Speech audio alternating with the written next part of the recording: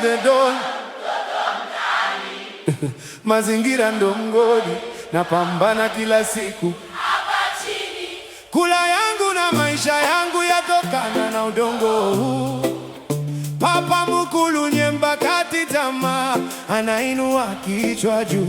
Mazingira nanishika, hey, na mimi nayashika pia, hey. Riziki iko mtaani, hapa ndipo ninapopatia.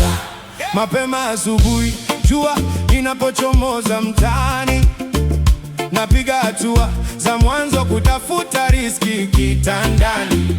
Namshukuru Mungu kwa hewa safi na ardhi ninayokanyaga. Mazingira ya ndiyo mfuko wangu, sio na ubaguzi au wagaji. Chini ya kivuli cha mwembe wa mtaa ninaweka meza yangu ndogo ya kazi. Matunda nayota hapa karibu, ndio biashara inayotoa mlo wangu wa mchana bila kupumzika. Jalalani na mitani napokula, natenganisha plastiki na chuma ili kuvirudisha kwenye mzunguko wa pesa. Mto unapita pembeni unanipa maji ya kumwagilia bustani ndogo ya mboga ninayokula jioni. Mazingira yajanitupa, yamenifundisha kuwa bunifu ndio ufunguo wa tumbo lililoshiba. Kila taka, kila jani na kila rasilimali inayotuzunguka ina thamani kama ukitazama kwa jicho la tofauti.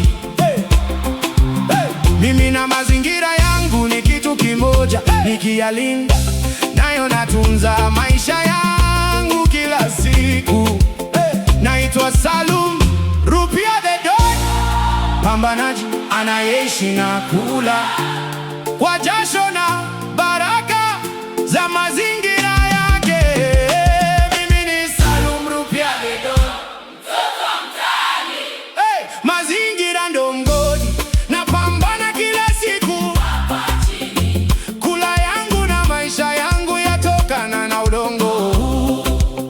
Papa mkulu nyemba kati tamaa, anainua kichwa juu. Mazingira yananishika, na mimi nayashika pia.